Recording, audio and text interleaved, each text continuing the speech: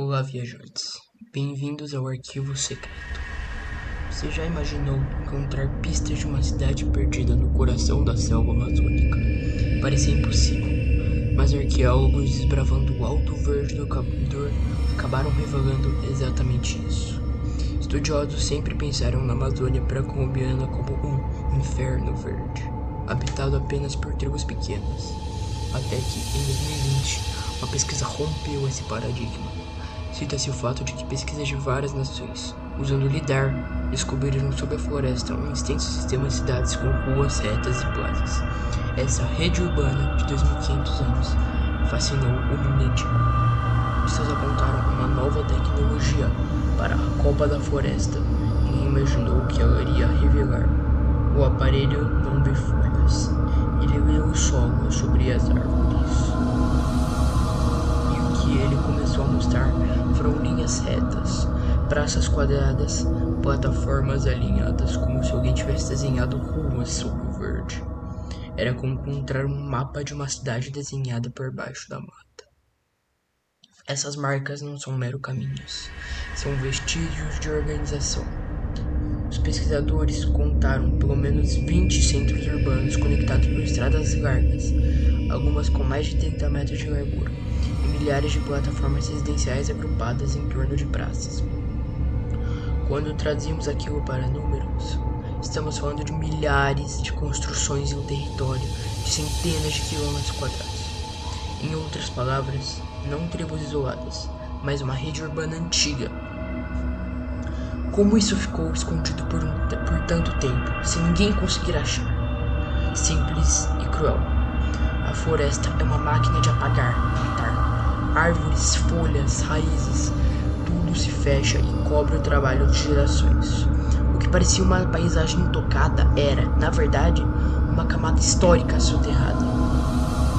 A tecnologia LIDAR fez com que centenas de expedições não conseguiram separar a pele verde da Amazônia do relevo humano que estava por baixo. Quem eram essas pessoas? O que faziam? Bem, os estudos apontam para sociedades agrárias complexas que, entre cerca de 500 a.C. e o primeiro século da era cristã, construíram montes, terraços e praças. Chamaram de cidades-jardim, porque, ao contrário de centros urbanos de pedra, aqui a cidade se fundia com a agricultura. Canais e terraços eram de cultivo integradas ao espaço urbano. Era um urbanismo pensado para a floresta, não contra ela. E a escala importa. Estradas que conectavam centros distantes, plataformas que sugerem bairros, praças que devem ter sido locais de encontro, cerimônia e mercado. Tudo isso indica uma sociedade com hierarquia, divisão de trabalho e planejamento. Imagine coordenar colheitas, trocar cerâmicas, mover materiais pesados por dezenas de quilômetros de trilhas pavimentadas. Não é uma organização casual, é política, economia e poder.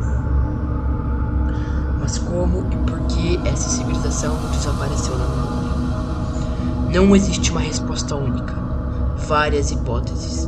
Mudanças climáticas que alteram rios e solos, doenças que reduziram drasticamente a população, conflitos internos e guerras, ou, simplesmente, o esgotamento do solo em áreas muito exploradas.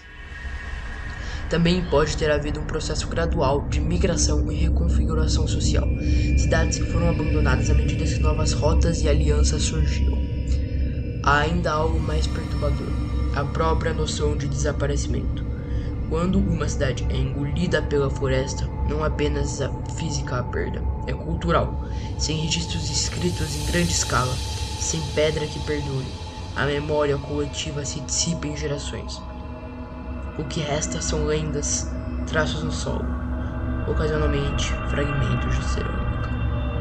E por que isso importa hoje? Porque esses achados mudaram o paradigma. Durante décadas, a Amazônia foi tratada como um espaço pobre em complexidade social, algo que apenas suportava pequenas comunidades nômades. Descobertas como essa reescrevem a história, mostram que ambientes que julgávamos selvagens hospedaram políticas sofisticadas e engenharia social. Além do choque intelectual, há implicações práticas. Compreender que a floresta já abrigou cidades ajuda a repensar conservação, ocupação e respeito a populações que vieram depois. Significa também que há muito a mais para descobrir, e essa história está longe de ser terminada. Cada varredura de lidar nos dá mais pistas, cada escavação confirma que a Amazônia guarda uma arquitetura de uma civilização que o mundo científico subestimou por séculos. Por fim, pense no gesto humano por trás disso. Milhares de pessoas moldando a paisagem, erguendo plataformas, trocando ideias, casando-se, enterrando seus mortos. Eles não eram apenas sobreviventes do seu ambiente. Eles administravam, transformaram e adaptavam. E o fato de termos que reaprender essa história diz tanto sobre o passado quanto sobre nós. Hoje, sobre os limites das nossas suposições sobre o quanto ainda falta de ser revelado. O que encontramos aqui não é apenas um conjunto de pedras ou um monte de terrados. É a prova que a história pode estar nos olhos, mas escondida sobre as folhas. Essas cidades jardim da Amazônia nos obrigam a reconsiderar o que sabemos sobre a civilização, tecnologia e organização social em ambientes que julgávamos selvagem. Ainda há perguntas sem resposta. Quem eram exatamente esses povos? Como se organizavam no dia a dia? Por que sua presença foi ofuscada? Qual era a sua cultura? O que comiam? Mais inquietante que outras histórias ainda a floresta ainda guarda. Se você gostou desse mergulho e quer continuar desenterrando segredos esquecidos, inscreva-se no canal.